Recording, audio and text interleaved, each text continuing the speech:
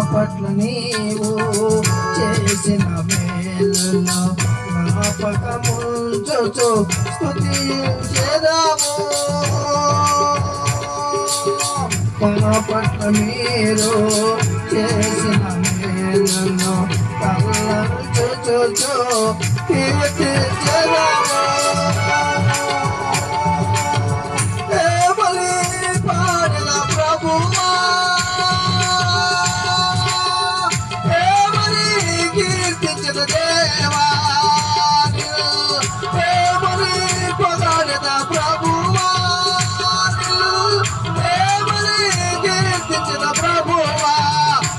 Alabarnuda, Panohanuda,